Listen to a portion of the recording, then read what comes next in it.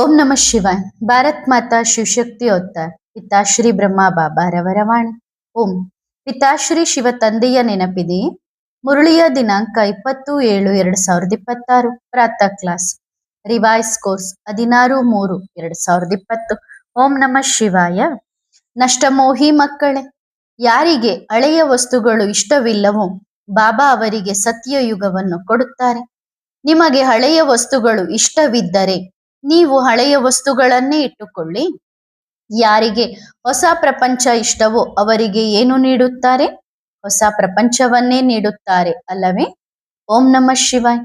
ಬ್ರಹ್ಮ ಬಾಬಾ ಅವರು ಮಕ್ಕಳ ಪ್ರಶ್ನೆಗಳಿಗೆ ಉತ್ತರ ನೀಡುತ್ತಾ ಅತಿ ಗುಹ್ಯ ರಹಸ್ಯಗಳನ್ನು ಬಿಚ್ಚಿಟ್ಟರು.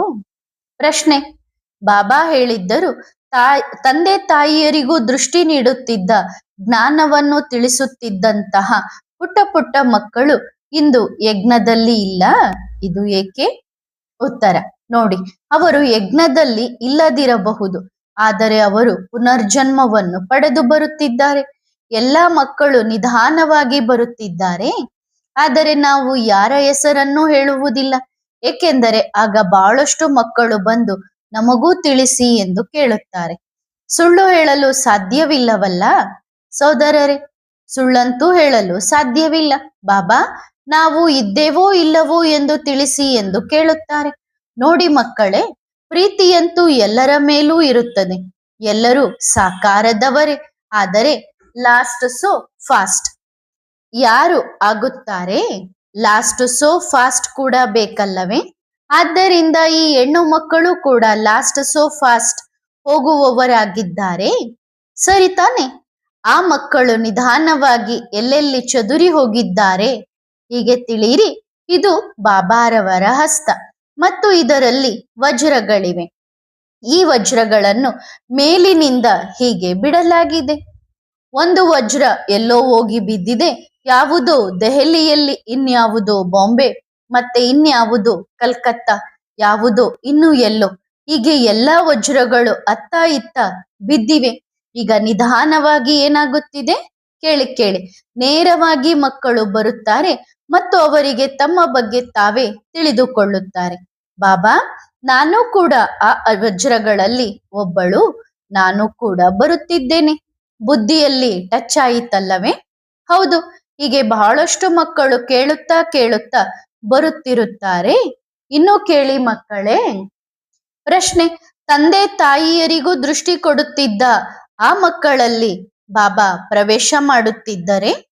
ಉತ್ತರ ನೋಡಿ ಮಕ್ಕಳೇ, ಬಾಬಾ ಎಷ್ಟು ಬಾರಿ ಹೇಳಿದ್ದಾರೆಂದರೆ, ಮಕ್ಕಳೇ, ಒಂದು ವೇಳೆ ಯಾವುದೋ ಮಗುವಿನಲ್ಲಿ ಜ್ಞಾನವಿಲ್ಲ ಎಂದಿಟ್ಟುಕೊಳ್ಳಿ. ಆಗ ಬಾಬಾ ಏನು ಮಾಡುತ್ತಾರೆಂದರೆ, 1 ಸೆಕೆಂಡ್ ಪ್ರವೇಶ ಮಾಡಿ ಆತನ ಮುಖದಿಂದ ಮಾತನಾಡಿಸಿ ಹೊರಟು ಹೋಗುತ್ತೇನೆ. ಕಾಯಂ ಆಗಿ ಇರುವ ಸಿಸ್ಟಮ್ ಬಾಬಾರವರದ್ದಲ್ಲ ಮಕ್ಕಳೇ. ಅವರು ಬಾಬಾ. ಅವರು 1 ಸೆಕೆಂಡ್ ಇವರಿಂದ ಮಾತನಾಡಿಸಿದರೆ ಮರು ಸೆಕೆಂಡ್ ನಿಮ್ಮಿಂದ ಮಾತನಾಡಿಸಲು ಶುರು ಮಾಡುತ್ತಾರೆ. ನಿಮ್ಮಿಂದ ಪೂರ್ಣಗೊಂಡರೆ ನಂತರ ವಿದೇಶಕ್ಕೆ ಹೋಗಿ ಯಾರಿಂದಲಾದರೂ ಮಾತನಾಡಿಸಿ ಬರುತ್ತಾರೆ. ಬಾಬಾ ಪ್ರವೇಶ ಮಾಡುವುದಿಲ್ಲ, ಕೇವಲ ಮಾತನಾಡಿಸುತ್ತಾರೆಯೇ?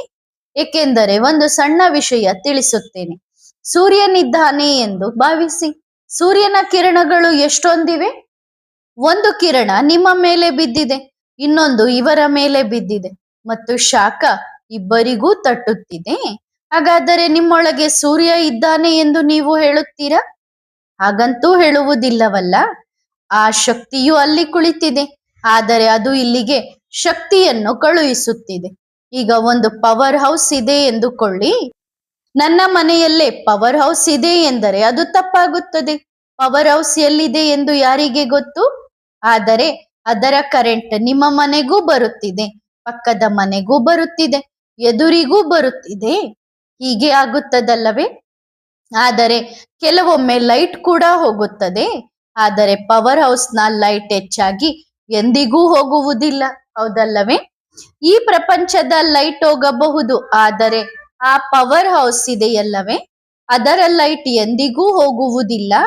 ಆ ಸೂರ್ಯನ ಒಂದು ಕಿರಣ ಇವರ ಮೇಲೆ ಬೀಳುತ್ತಿದೆ ಎಂದರೆ ಮರು ಸೆಕೆಂಡ್ ಅವರು ನಿಮ್ಮಿಂದ ಮಾತನಾಡಿಸುತ್ತಿದ್ದಾರೆ, ಇವರಿಂದ ಮಾತನಾಡಿಸುತ್ತಿದ್ದಾರೆ. ಇವರಿಂದಲೂ ಮಾಡಿಸುತ್ತಿದ್ದಾರೆ. ಏಕೆಂದರೆ ಯಾರು ಬಹಳ ಪ್ರೀತಿಯಿಂದ ನೆನಪು ಮಾಡುತ್ತಾರೋ ಅವರು ಅಂತಹ ಪೂರ್ಣ ಶಕ್ತಿಯನ್ನು ಬಿಡುತ್ತಾರೆ. ನೀವು ಯಾವ ವಿಷಯದಲ್ಲಿ ಏನು ಹೇಳಿದಿರಿ ಎಂದು ನಿಮಗೂ ತಿಳಿಯುವುದಿಲ್ಲ. ಆದರೆ ಸೂರ್ಯ ಇವರೊಳಗೆ ನುಗ್ಗಿದ್ದಾನೆ ಎಂದರೆ ಅದು ತಪ್ಪಾಗುತ್ತದೆ. ಏಕೆಂದರೆ ನೋಡಿ ಮಕ್ಕಳೇ, ಆ ಸಮಯದಲ್ಲಿ ಬಾಬಾ ಬರುತ್ತಿದ್ದಾಗ ನಮಗೂ ಅಷ್ಟೇ ಜ್ಞಾನವಿತ್ತು. ಆದರೆ ಈಗ ನಮ್ಮ ಶರೀರ ಬಿಟ್ಟ ನಂತರ ಎಂತೆಂತಹ ರಹಸ್ಯಗಳು ಬಯಲಾದವು. ಬಹಳ ಅದ್ಭುತ. ನಾವಂತೂ ಹೀಗಾಗಿ ಬಿಟ್ಟೆವು. ಬಾಬಾ, ಹೀಗೂ ಆಗುತ್ತದೆಯೇ, ಹೀಗೂ ಆಗುತ್ತದೆಯೇ, ಇದೂ ಆಗುತ್ತದೆಯೇ? ಮೊದಲು ಸ್ವಲ್ಪನಾದರೂ ತಿಳಿದಿತ್ತೆ, ಈಗ ಸಂಪೂರ್ಣವಾಗಿ ತಿಳಿದಿದೆ. ಆದರೆ ಬಾಬಾ ಹೇಳುತ್ತಾರೆ, ಇಲ್ಲ ಮಕ್ಕಳೇ, ಎಷ್ಟು ಅಗತ್ಯವಿದೆಯೋ ಅಷ್ಟು ಮಾತ್ರ ತಿಳಿಸಿ, ಹೆಚ್ಚು ತಿಳಿಸಬೇಡಿ. ಎಷ್ಟು ಅಗತ್ಯವಿದೆಯೋ, ಮಕ್ಕಳ ಬುದ್ಧಿಯ ಬೀಗ ಎಷ್ಟು ತೆರೆಯುತ್ತದೆಯೋ ಅಷ್ಟನ್ನೇ ತಿಳಿಸುತ್ತೇವೆ, ಹೌದಲ್ಲವೇ? ಮೊದಲು ಸಣ್ಣ ಹೊಟ್ಟೆ ಇತ್ತು, ಈಗ ದೊಡ್ಡ ಹೊಟ್ಟೆಯಾಗಿದೆ. ದೊಡ್ಡ ಹೊಟ್ಟೆ ಎಂದರೆ ರಹಸ್ಯಗಳನ್ನು ಅಡಗಿಸಿಕೊಳ್ಳುವಂಥದ್ದು, ಸರಿತಾನೆ ಮಕ್ಕಳೇ? ಹೌದು. ಇದಕ್ಕಾಗಿ ಏನು ಹೇಳುತ್ತಾರೆ? ದೊಡ್ಡ ಹೊಟ್ಟೆ ಇಟ್ಟುಕೊಂಡು ತಿರುಗುತ್ತಾರೆ ಎಂದು. ದೊಡ್ಡ ಹೊಟ್ಟೆಯ ಗಾಯನವೇಕಿದೆ? ಏಕೆಂದರೆ ಆ ದೊಡ್ಡ ಹೊಟ್ಟೆಯಲ್ಲಿ ಎಲ್ಲವೂ ಅಡಗುತ್ತದೆ. ಪ್ರಶ್ನೆ, ಬಾಬಾ, ನೀವು ಶರೀರ ಬಿಟ್ಟಾಗ ಅದು ತಾನಾಗಿಯೇ ಬಿಟ್ಟಿತೆ ಅಥವಾ ಹೇಗೆ ಬಿಟ್ಟಿತ್ತು? ಉತ್ತರ, ಒಳ್ಳೆಯದು. ಆ ಸಮಯದಲ್ಲಿ ನಮಗೆ ತಿಳಿದಿತ್ತು, ಈಗ ನಾನು ಹೋಗುವ ಸಮಯ ಬಂದಿದೆ ಎಂದು. ಮತ್ತು ಶರೀರ ಬಿಡುವ ಮೊದಲು ಬಹಳ ಕೆಮ್ಮು ಬರುತ್ತಿತ್ತು, ಬಹಳ ತೊಂದರೆಯಾಗುತ್ತಿತ್ತು. ವಾದ್ಯ ಹಾಳಾಗಿತ್ತು, ಅಂದ್ರೆ ಶರೀರ ಹಾಳಾಗಿತ್ತು. ಈಗ ವ್ಯವಹಾರವನ್ನು ಯಾರಿಗೆ ಒಪ್ಪಿಸಬೇಕು? ಆ ಸ್ಥಿತಿ ಆಗ ಅಲ್ಲಿತ್ತು. ಆಗಲೇ ತಾನೇ ಸತ್ಯಯುಗದಲ್ಲಿ ಇರಲು ಸಾಧ್ಯ. ಸತ್ಯಯುಗದಲ್ಲೂ ಸಂಸ್ಕಾರವನ್ನು ತೆಗೆದುಕೊಂಡು ಹೋಗುತ್ತೇವೆ ಅಲ್ಲವೇ? ಅಲ್ಲಿ 7 ದಿನಗಳ ಮೊದಲೇ ಇದು ತಿಳಿಯುತ್ತದೆ, ಈಗ ಹೋಗಬೇಕೆಂದು. ನೋಡಿ ಸಹೋದರರೇ, ಎಲ್ಲರಿಗೂ ಅವರವರದ್ದನ್ನು ಕೊಟ್ಟು ಬಿಡೋಣ, ಬನ್ನಿ ನಿಮ್ಮ ವ್ಯವಹಾರವನ್ನು ನೀವು ಸಂಭಾಳಿಸಿ ಎಂದು. ಹೀಗೆ ಮೊದಲೇ ತಿಳಿದು ಹೋಗುತ್ತದೆ. ಪ್ರಶ್ನೆ, ಬಾಬಾರವರಿಗೆ ಹಾರ್ಟ್ ಅಟ್ಯಾಕ್ ಆಗಿತ್ತು ಎಂದು ಹೇಳುತ್ತಾರಲ್ಲವೇ, ಅದು ತಪ್ಪು ತಾನೇ ಬಾಬಾ? ಉತ್ತರ, ಹಾರ್ಟ್ ಅಟ್ಯಾಕ್ ಆಗಿತ್ತು ಎಂದು ಯಾರು ಹೇಳಿದರು? ಮಕ್ಕಳು ಏನೇನೋ ಹೇಳುತ್ತಾರೆ. ಹಾರ್ಟ್ ಅಟ್ಯಾಕ್ ಏಕೆ ಆಗುತ್ತದೆ ಹೇಳಿ? ಅದ್ಭುತವಾದ ಮಾತು. ಯಾರೋ ಹೇಳಿದರು, ಬಾಬಾ, ನಾವು ಮೊದಲ ಬಾರಿಗೆ ಕೇಳುತ್ತಿದ್ದೇವೆ. ನಾವು ಕೂಡ ಮೊದಲ ಬಾರಿಗೆ ಕೇಳುತ್ತಿದ್ದೇವೆ ಹಾರ್ಟ್ ಅಟ್ಯಾಕ್ ಆಗಿತ್ತು ಎಂದು. ಮಕ್ಕಳು ಹೇಳಿದರು, ನಿಮಗೆ ಅಟ್ಯಾಕ್ ಆಯಿತು ಮತ್ತು ನಿಮಗೆ ಗೊತ್ತೇ ಇಲ್ಲ.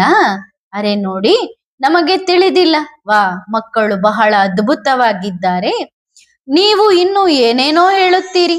ಹಳೆಯ ವಸ್ತುಗಳಿಂದ ಮೋಹವನ್ನು ತೆಗೆಯಬೇಕು ಎಂದು ಬಾಬಾ ಹೇಳಿದ್ದಾರೆ. ಈಗ ಮಧುಬನದಲ್ಲಿ ನೋಡಿದರೆ ಹಳೆಯ ಕುರ್ತಾ ಇಟ್ಟಿದ್ದಾರೆ, ಇನ್ನು ಏನೇನೋ ಇಟ್ಟಿದ್ದಾರೆ. ಅಷ್ಟೊಂದು ಸಣ್ಣ ಗೀತೆಯನ್ನು ಇಟ್ಟಿದ್ದಾರೆ, ಎಲ್ಲವನ್ನು ಜೋಪಾನವಾಗಿ ಇಟ್ಟಿದ್ದಾರೆ. ಈಗ ಏನು ಮಾಡುತ್ತಾರೆ? ಅದರ ತುಂಡನ್ನು ಮಾರುತ್ತಾರೆಯೇ? ಏನು ಮಾಡುತ್ತಾರೆ? ಇದು ನೋಡಿ, ಇದು ಯಾರದ್ದು? ಇದು ಬ್ರಹ್ಮ ಬಾಬಾರವರದ್ದು. ಇದು ಯಾರ ಕುರ್ತಾ ಎಂದು ಗೊತ್ತೇ? ಬ್ರಹ್ಮ ಬಾಬಾರವರದ್ದು. ಮತ್ತು ಇದು ಯಾರದ್ದು ಎಂದು ಹೇಳಿ? ಹಳೆಯ ಪ್ರಪಂಚವನ್ನು ಬಿಡಿ ಎಂದು ಬಾಬಾ ಹೇಳುತ್ತಾರೆ. ಆದರೆ ಎಲ್ಲರೂ ಹಳೆಯ ವಸ್ತುಗಳನ್ನು ಹಿಡಿದು ಕುಳಿತಿದ್ದಾರೆ. ಇದೇನು? ಇದು ಸಿಲುಕಿಕೊಳ್ಳುವುದು. ನೀವು ಈಗ ಇದರಲ್ಲೇ ಸಿಲುಕಿಕೊಂಡರೆ ನಂತರ ಹೊಸ ಪ್ರಪಂಚ ಹೇಗೆ ಬರುತ್ತದೆ? ನೀವು ಒಂದು ಕುರ್ತಾದಲ್ಲಿ ಸಿಲುಕಿಕೊಂಡಿರಿ, ನೀವು ಒಂದು ಸಣ್ಣ ಲಾಟಿಯಲ್ಲಿ ಸಿಲುಕಿಕೊಂಡಿರಿ. ನಾವಂತೂ ಎಲ್ಲವನ್ನೂ ಬಿಟ್ಟೆವು. ಹೇಳಿ, ಇದು ಅದ್ಭುತವಾದ ಮಾತಲ್ಲವೇ? ಎಲ್ಲಾ ವಸ್ತುಗಳ ಜೊತೆಗೆ ಸಂಸ್ಕಾರ ಮಾಡಬೇಕಿತ್ತು, ಆದರೆ ಉಳಿಸಿ ಉಳಿಸಿ ಇಟ್ಟುಕೊಂಡಿದ್ದಾರೆ. ನಂತರ ಇದಕ್ಕೇನೆನ್ನಬೇಕು? ಆ ಕಲ್ಲುಗಳಿಂದ ಅನುಭವವಾಗುತ್ತದೆ. ಯಾವುದನ್ನು ಹೊಡೆದಿದ್ದೇವೋ ಮತ್ತು ಯಾವುದರಲ್ಲಿ ಬೆವರು ಹರಿಸಿದ್ದೇವೋ ಅದರಿಂದ ಬರುತ್ತದೆ. ಇನ್ನು ಯಾವುದರಿಂದ ಹೇಗೆ ಬರುತ್ತದೆ ಹೇಳಿ? ಸರಿ, ಅದು ಮಕ್ಕಳ ಬುದ್ಧಿ. ಈಗ ಅವರಿಗೆ ಹಳೆಯ ಪ್ರಪಂಚವೇ ಚೆನ್ನಾಗಿ ಕಾಣಿಸುತ್ತಿದೆ, ಹಳೆಯ ವಸ್ತುಗಳೇ ಇಷ್ಟವಾಗುತ್ತಿವೆ ಎಂದರೆ ಸರಿ ತಾನೆ? ಹಳೆಯ ವಸ್ತುಗಳನ್ನೇ ತೆಗೆದುಕೊಳ್ಳಲಿ. ಮತ್ತು ಯಾರಿಗೆ ಹಳೆಯ ವಸ್ತುಗಳು ಇಷ್ಟವಿಲ್ಲವೋ ಅವರಿಗೆ ಸತ್ಯಯುಗವನ್ನು ನೀಡುತ್ತೇವೆ. ನಿಮಗೆ ಹಳೆಯ ವಸ್ತುಗಳು ಇಷ್ಟವಿದ್ದರೆ ನೀವು ಆ ವಸ್ತುವನ್ನೇ ಇಟ್ಟುಕೊಳ್ಳಿ, ಮತ್ತು ಯಾರಿಗೆ ಹೊಸ ಪ್ರಪಂಚ ಇಷ್ಟವೋ ಅವರಿಗೆ ಏನು ಕೊಡುತ್ತಾರೆ? ಹೊಸ ಪ್ರಪಂಚವನ್ನೇ ಕೊಡುತ್ತಾರೆ. ಹೌದು ಮಕ್ಕಳೇ, ಇನ್ನೂ ಕೇಳಿ ಪ್ರಶ್ನೆ. ಬಾಬಾ ಸಾಕಾರವಾಣಿಯಲ್ಲಿ ಹೇಳಿದ್ದರು, ನಾನು ಕೋತಿಗಳ ಸಭೆಗೆ ಬರುತ್ತೇನೆ ಎಂದು. ನಾನು ದೇವತೆಗಳ ಸಭೆಗೆ ಎಂದಿಗೂ ಬರುವುದಿಲ್ಲ. ಎಲ್ಲಿ 36 ಬಗೆಯ ಭೋಜನಗಳು ಸಿಗುತ್ತವೆಯೋ ಅಲ್ಲಿ ನಾನು ಎಂದಿಗೂ ಬರುವುದಿಲ್ಲ. ಎಲ್ಲಿ ರೊಟ್ಟಿ ಕೂಡ ಸಿಗುವುದಿಲ್ಲವೋ ಅಲ್ಲಿ ಮಕ್ಕಳನ್ನು ಮಡಿಲಲ್ಲಿ ಎತ್ತಿಕೊಂಡು ನನ್ನ ಮಗುವನ್ನಾಗಿ ಮಾಡಿಕೊಳ್ಳುತ್ತೇನೆ. ಇದರ ಅರ್ಥವೇನು ಬಾಬಾ? ಉತ್ತರ ನೋಡಿ ಮಕ್ಕಳೇ, ಮೊಟ್ಟ ಮೊದಲು ಬಂದಾಗ ಅದು ಕೋತಿಗಳ ಸಭೆಯೇ ಆಗಿತ್ತಲ್ಲವೇ? ಕೋತಿ ಎಂದರೇನು? ಕೋತಿ ಎಂದರೆ ಯಾವುದರಲ್ಲಿ ವಿಕಾರಗಳು ಪೂರ್ಣವಾಗಿ ತುಂಬಿವೆಯೋ ಅದು ಕೋತಿ. ಕೋತಿಗಳ ಸಭೆಗೆ ಬರುತ್ತೇನೆ ಎಂದು ಬಾಬಾ ಸರಿಯಾಗಿಯೇ ಹೇಳಿದ್ದಾರೆ. ದೇವತೆಗಳ ಸಭೆಗೆ ಏಕೆ ಬರುತ್ತಾರೆ? ಅವರಿಗೆ ಅಗತ್ಯವೇ ಇಲ್ಲ. ಕೋತಿಗಳಿಗೆ ಅಗತ್ಯವಿದೆ, ಆದ್ದರಿಂದ ಅವರ ಸಭೆಗೆ ಬರುತ್ತಾರಲ್ಲವೇ? ಕೋತಿ ಎಂದರೆ ಪತಿತರು, ಪತಿತ ಬುದ್ಧಿಯವರು. ಅವರು ಕೂಗುತ್ತಿದ್ದಾರೆ, ಹೇ ಭಗವಂತ ಬಾ ಎಂದು, ಹೌದಲ್ಲವೇ? ಇದು ಕೋತಿಗಳ ಸಭೆಯಾಗಿದೆ. ಇದಕ್ಕಾಗಿಯೇ ಭಕ್ತಿ ಮಾರ್ಗದಲ್ಲಿ ಗಾಯನವಿತ್ತು ರಾಮನು ವಾನರ ಸೇನೆಯಲ್ಲಿ ಕಾಡಿಗೆ ಬಂದನು ಎಂದು. ಬಾಬಾ ಬಂದಾಗ ಆ ಸಮಯದಲ್ಲಿ ಬಾಬಾರವರ ಪಾತ್ರ ನಡೆದಾಗ, ಬೆಗ್ಗರಿ ಪಾರ್ಟ್ ನಡೆದಾಗ ಏನಾಯಿತು? ಆ ಸಮಯದಲ್ಲಿ ತಿನ್ನಲು ಏನೂ ಇರಲಿಲ್ಲ, ರೊಟ್ಟಿ ಕೂಡ ಇರಲಿಲ್ಲ. ಬಾಬಾ ಹೇಳುವ ಪಾಯಿಂಟ್ ಇದೆಯಲ್ಲವೇ? ಒಂದು ಪಾಯಿಂಟ್ ಮೊದಲಿನದ್ದು ಹೇಳುತ್ತಾರೆ, ಇನ್ನೊಂದು ಮಧ್ಯದ ಬಗ್ಗೆ ಹೇಳುತ್ತಾರೆ, ಮೂರನೆಯದು ಅಂತ್ಯದ ಬಗ್ಗೆ ಹೇಳುತ್ತಾರೆ, ಮತ್ತು ಮಕ್ಕಳು ಅದರಲ್ಲಿ ಗೊಂದಲಕ್ಕೊಳಗಾಗುತ್ತಾರೆ. ಇದನ್ನು ಹೇಳಿದರು, ಇದನ್ನು ಹೇಳಿದರು, ನಂತರ ಇದನ್ನು ಹೇಳಿದರು ಎಂದು. ಉದಾಹರಣೆಗೆ, ಇದು ಇಡೀ ದೊಡ್ಡ ಪತ್ರ ಎಂದುಕೊಳ್ಳಿ. ಆ ಪತ್ರದ ಕೇವಲ ಒಂದು ಪಾಯಿಂಟ್ ನಿಮಗೆ ಹೇಳುತ್ತಾರೆ. ಈಗ ಇಡೀ ಪತ್ರವನ್ನು ನೀವು ಅರ್ಥ ಮಾಡಿಕೊಳ್ಳಬೇಕು. ಇದು ಬಾಬಾರವರ ರಹಸ್ಯ ಮತ್ತು ಇದು ಸಿಸ್ಟಮ್. ಅವರು ವಿಸ್ತಾರಕ್ಕೆ ಎಂದಿಗೂ ಹೋಗುವುದಿಲ್ಲ. ನೀವು ಯಾವಾಗ ವಿಸ್ತಾರವಾಗಿ ನೋಡಿದ್ದೀರಿ? ಒಬ್ಬ ಶೋಭಾ ಮಗುವಿನಲ್ಲಿ ಅಂದ್ರೆ ಗುಲ್ಜಾರ್ ದಾದಿಯಲ್ಲಿ ಬಂದಾಗ ವಿಸ್ತಾರ ಮಾಡಬೇಕಿತ್ತು. ಆಗ ಬಾಬಾ ಮಕ್ಕಳೊಂದಿಗೆ ಆಟವಾಡುತ್ತಿದ್ದರು, ಪಾಲನೆ ಮಾಡುತ್ತಿದ್ದರು.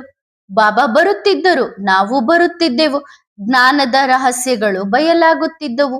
ಆದರೆ ವರ್ತಮಾನ ಸಮಯದಲ್ಲಿ ನೋಡಿ, ಬಾಬಾ ಇಡೀ ಪೇಜಿನ ಒಂದು ವಾಣಿಯನ್ನು ಹೇಳುತ್ತಾರೆ, ಮತ್ತು ಈ ಒಂದೊಂದು ಸಾಲು ಇದೆಯಲ್ಲವೇ, ಒಂದೊಂದು ಅಕ್ಷರವಿದೆಯಲ್ಲವೇ, ಇದರಲ್ಲಿ ಸಂಪೂರ್ಣ ರಹಸ್ಯ ಅಡಗಿದೆ. ಬಾಬಾ ಹೇಳಿದರು, ನಾನು ಕೋತಿಗಳ ಸಭೆಗೆ ಬರುತ್ತೇನೆ ಎಂದು. ಈಗ ಕೋತಿಗಳೇನು ಹಸಿದಿದ್ದವೇ? ತಿನ್ನುತ್ತಿದ್ದವು, ಆದ್ದರಿಂದಲೇ ಇದ್ದವಲ್ಲವೇ ಬದುಕಿದ್ದವು. ಈಗ ರೊಟ್ಟಿ ಕೂಡ ಇಲ್ಲದಿದ್ದರೆ ಏನು ಮಾಡುತ್ತಿದ್ದರು? ಆದರೆ ಯಾವಾಗ ಬೆಗ್ಗರಿ ಪಾರ್ಟ್ ನಡೆಯಿತೋ ಅದಕ್ಕಾಗಿ ಬಾಬಾ ಈ ಶಬ್ದವನ್ನು ಬಳಸಿದರು. ಆದರೆ ಅದರ ಹಿಂದೆ ಇನ್ನೂ ಕೆಲವು ರಹಸ್ಯಗಳಿವೆ, ಅದನ್ನು ಮುಂದೆ ಅವಶ್ಯವಾಗಿ ತಿಳಿಸುತ್ತೇವೆ. ಸರಿ ತಾನೆ? ಇವತ್ತಿನ ಪ್ರಪಂಚದಲ್ಲಿ ಒಂದು ಶಬ್ದಕ್ಕೆ ಹಲವು ಅರ್ಥಗಳು ಹೊರಡುತ್ತವೆ, ಹೌದಲ್ಲವೇ ಮಕ್ಕಳೇ? ಮಕ್ಕಳು ಕೇವಲ ಇದೇ ಸಾಲನ್ನು ಹಿಡಿದು ಕುಳಿತರೆ, ಇದನ್ನೇ ಹೇಳಿದ್ದರು ಮತ್ತು ಇದೇ ಆಗಬೇಕು ಎಂದರೆ ಅದು ತಪ್ಪಾಗುತ್ತದೆ. ಏಕೆಂದರೆ ಬಾಬಾರವರ ಒಂದೊಂದು ಶಬ್ದಕ್ಕೂ ಹಲವು ಅರ್ಥಗಳಿರುತ್ತವೆ. ಅರ್ಥವಾಯಿತಲ್ಲವೇ ಮಕ್ಕಳೇ? ಈಗ ಇವರು ಹೇಳುತ್ತಾರೆ ಬಾಬಾ ಮಧುಬನಕ್ಕೆ ಬರುತ್ತಾರೆ ಎಂದು. ಇದು ಮೂರ್ಖತನದ ಮಾತು. ಬಾಬಾ ಪರಮಧಾಮವನ್ನೇ ಬಿಡಬಲ್ಲರು ಎಂದ ಮೇಲೆ ಮಕ್ಕಳಿಗಾಗಿ ಮಧುಬನವನ್ನೇನು ದೊಡ್ಡ ವಿಷಯವೇ? ಅದನ್ನು ಚಿನ್ನದ ಅರಮನೆಯನ್ನಾಗಿ ಮಾಡಿ ಹೇಳುತ್ತಾರೆ, ನಿಮಗೆ ಬಿಡುವ ಅಗತ್ಯವೇನಿತ್ತು, ಇದು ಚಿನ್ನದ್ದಾಗಿತ್ತು ಎಂದು. ಸೋದರರೇ, ನೀವು ಬಿಡಿ, ನಮ್ಮ ಬಾಬಾ ಬಿಟ್ಟರು, ನೀವು ಬಿಟ್ಟು ನೋಡಿ. ಆದರೆ ಹಳೆಯ ವಸ್ತುವಿನಲ್ಲಿ ಸಿಲುಕಿಕೊಳ್ಳುವುದು ಬಹಳ ಇಷ್ಟವಾಗಿದೆ. ಬಿಡುವುದು ಎಂದರೇನು? ಬುದ್ಧಿಯಿಂದ ಬಿಡುವುದು. ಅದರಲ್ಲೇ ಸಿಲುಕಿಕೊಂಡಿದ್ದಾರೆ. ಈಗ ಏನು ಹೇಳಲಿ? ನಮ್ಮ ಬಾಬಾ ಕರಾಚಿಯಲ್ಲೇ ಬಂದಿದ್ದರು. ಮಧುಬನ ಬಾಬಾರನ್ನು ಸೃಷ್ಟಿಸಿದೆಯೇ ಅಥವಾ ಬಾಬಾ ಮಧುಬನವನ್ನೇ? ಯಾರನ್ನು ಸೃಷ್ಟಿಸಿದರು? ಬಾಬಾ ಮಧುಬನವನ್ನು ಸೃಷ್ಟಿಸಿದರು. ಮಧುಬನ ಬಾಬಾರನ್ನು ಸೃಷ್ಟಿಸಲಿಲ್ಲ. ಬಾಬಾ ಎಷ್ಟು ಜಾಗಗಳಿಗೆ ಬಂದರು, ಎಷ್ಟು ಸುದೀರ್ಘ ಪಾತ್ರ ನಡೆಯಿತು ನೋಡಿ. ಕರಾಚಿಯಲ್ಲಿ, ಅದರ ನಂತರ ಬಾಂಬೆಯಲ್ಲಿಯೂ, ಅದರ ನಂತರ ಬಾಬಾ ದೆಹಲಿಗೂ ಬಂದರು. ಈಗ ಏನೆನ್ನುತ್ತೀರಿ? ಪ್ರಶ್ನೆ.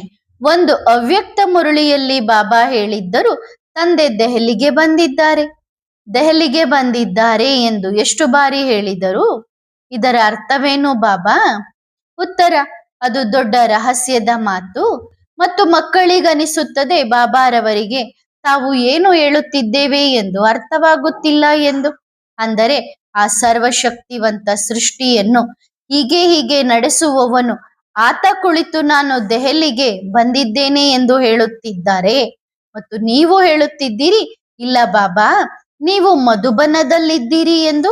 ಅಂದ್ರೆ ಬಾಬಾ ಅವಾಗ 2017ರಲ್ಲಿ ನಾನು ದೆಹಲಿಯಲ್ಲಿ ಬಂದಿದ್ದೀನಿ ಅಂತ ಮಧುಬನದ ಸ್ಟೇಜ್ ನಲ್ಲಿ ಹೇಳ್ತಾ ಇದ್ರು.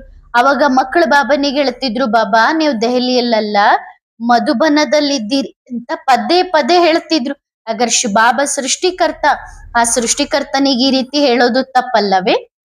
ಏಕೆಂದರೆ ಬಾಬಾ ಪದೇ ಹೇಳುತ್ತಿದ್ದರು, ದೆಹಲಿಗೆ ಹೋಗಬೇಕು, ದೆಹಲಿಗೆ ಹೋಗಬೇಕು. ದೆಹಲಿ ಎಂದರೇನು? ಫರಿಸ್ತಾನ, ಸ್ವರ್ಗ. ಪದೇ ಏಕೆ ನೆನಪಿಸುತ್ತಿದ್ದರು? ಮಕ್ಕಳೇ, ಈಗ ಸಮಯ ಬಂದಿದೆ, ದೆಹಲಿಗೆ ಹೋಗಬೇಕು. ಆದರೆ ಮಕ್ಕಳಿಗೆ ನೆನಿಸಿತು, ಬಾಬಾ ಮರೆತು ಬಿಟ್ಟರು. ಇದು ಬಹಳ ಅದ್ಭುತವಾಗಿ ಅನಿಸಿತು. ಬಾಬಾ ತಾವು ಎಲ್ಲಿ ಕುಳಿತಿದ್ದೇವೆ ಎಂದು ಮರೆತು ಬಿಟ್ಟರೆ? ಬಾಬಾ ಸಂಪೂರ್ಣವಾಗಿ ದೆಹಲಿಯಲ್ಲೇ ಕುಳಿತಿದ್ದಾರೆ. ದೆಹಲಿ ಎಂದರೆ ಫರಿಸ್ತಾನ, ಸ್ವರ್ಗ.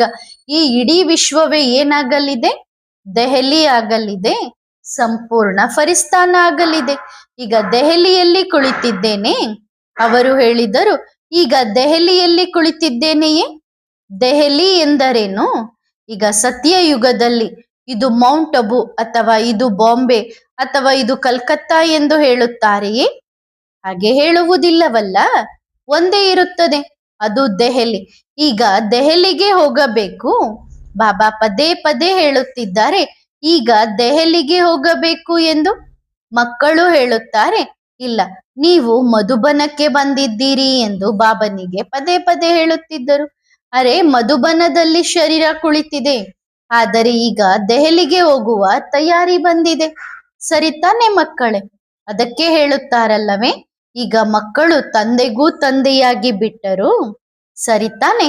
ಬಾಬಾ ಒಂದು ಮಿತಿಯವರೆಗೆ ಮಕ್ಕಳನ್ನು ತಂದೆಯನ್ನಾಗಿ ಮಾಡುತ್ತಾರೆ, ನಂತರ ಮಕ್ಕಳನ್ನು ಬಿಟ್ಟು ಹೋಗುತ್ತಾರೆ. ಅದು ಅವರದೇ ಆದ ರೀತಿಯಲ್ಲಿ.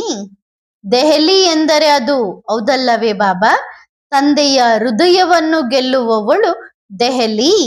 ಹಾಗಾಗಿ ಆ ಸಾಕಾರ ತನುವು ದೆಹಲಿಯೇ ಆಯಿತಲ್ಲವೇ? ಹೌದು, ಅದು ದೆಹಲಿಯೇ ಆಯಿತು. ನೋಡಿ, ತಂದೆಯ ಹೃದಯದ ಮೇಲೆ ಏರುವವರು, ತಂದೆಯ ಹೃದಯವನ್ನು ಗೆಲ್ಲುವವರು ಬಾಬಾ ದೆಹಲಿಗೆ ಬಂದಿದ್ದಾರೆ.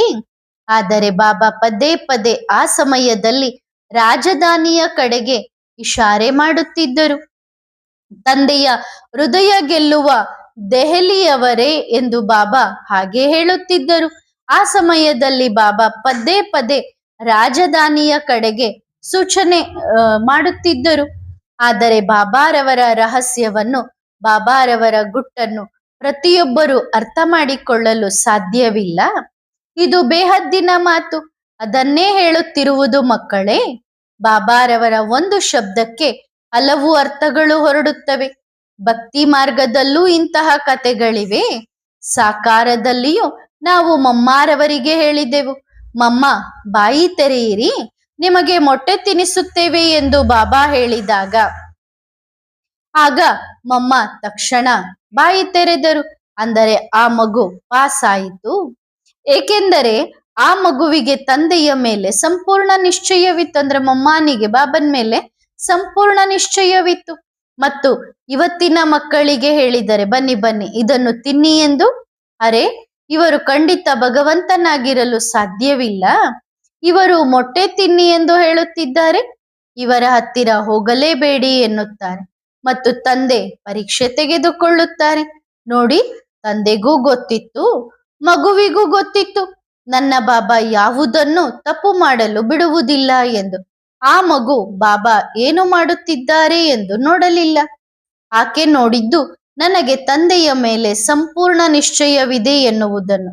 ಮತ್ತು ಇವತ್ತಿನ ಮಕ್ಕಳು ಅಂದ್ರೆ ಮಮ್ಮ ನೋಡಿದ್ದು ಬಾಬನ್ ಮೇಲೆ ಸಂಪೂರ್ಣ ನಿಶ್ಚಯ. ಮತ್ತು ಇವತ್ತಿನ ಮಕ್ಕಳೇನು ಹೇಳುತ್ತಾರೆ, ಇಲ್ಲ ಬಾಬಾ ನೀವು ಇಲ್ಲಿಲ್ಲ, ಇಲ್ಲಿ ಎಂದು. ಬಾಬಾ ಏನು ಹೇಳಲು ಬಯಸುತ್ತಿದ್ದಾರೆ ಎಂದು ಅರ್ಥ ಮಾಡಿಕೊಳ್ಳಿ. ನೀವು ಅರ್ಥ ಮಾಡಿಕೊಳ್ಳಬೇಕಾದ ವಿಷಯಗಳು. ಆದ್ದರಿಂದ ಬಾಬಾ ಹೇಳುತ್ತಾರೆ, ಕೋಟಿಯಲ್ಲಿ ಕೆಲವರು, ಕೆಲವರಲ್ಲಿ ಕೆಲವರು, ಯಾರೋ ಒಬ್ಬರು ಭಾಗ್ಯವನ್ನು ಪಡೆದುಕೊಳ್ಳುತ್ತಾರೆ. ಒಳ್ಳೆಯದು ಮಕ್ಕಳೇ. ಆತ್ಮಿಕ ಮಕ್ಕಳು ಆತ್ಮಿಕ ತಂದೆಗೆ ಮಾಡುವ ನೆನಪು, ಪ್ರೀತಿ ಮತ್ತು ನಮಸ್ತೆ. ಧನ್ಯವಾದ ಬಾಬಾ, ಶುಕ್ರಿಯಾ. ವರದಾನ: ಮಾಯಾಜೀತ್ ಭವ. ನಿಮ್ಮನ್ನು ನೀವು ಕೇವಲ ಕುಮಾರ ಅಥವಾ ಕುಮಾರಿ ಎಂದು ತಿಳಿದುಕೊಂಡರೆ ಮಾಯೆ ಬರುತ್ತದೆ. ನೀವು ಆದಿದೇವನ ಮಕ್ಕಳು, ಮಾಸ್ಟರ್ ಆದಿದೇವ, ಆದಿದೇವಿಯರು. ನೀವು ಪ್ರಭು ರತ್ನಗಳು, ಈಶ್ವರನ ರತ್ನಗಳು, ಆದಿರತ್ನಗಳೆಂದು ತಿಳಿದುಕೊಂಡರೆ ನಿಮ್ಮ ಜೀವನದ ಮೌಲ್ಯವನ್ನು ನೀವು ತಿಳಿಯುವಿರಿ. ನೀವು ಮಾಡುವ ಯಾವುದೇ ಕಾರ್ಯವು ಸಮರ್ಥವಾಗಿರುತ್ತದೆ, ವ್ಯರ್ಥವಾಗುವುದಿಲ್ಲ. ನಿಮ್ಮನ್ನು ನೀವು ಎಂದಿಗೂ ಫ್ರೀಯಾಗಿ ಇಟ್ಟುಕೊಳ್ಳಬೇಡಿ. ಎಷ್ಟು ಸೇವೆಯಲ್ಲಿ ಬ್ಯುಸಿಯಾಗಿರುತ್ತೀರೋ ಅಷ್ಟು ಮಾಯಾಜೀತ್ ಆಗಿರುವಿರಿ. ಒಳ್ಳೆಯದು. ಓಂ ನಮಃ ಶಿವಾಯ.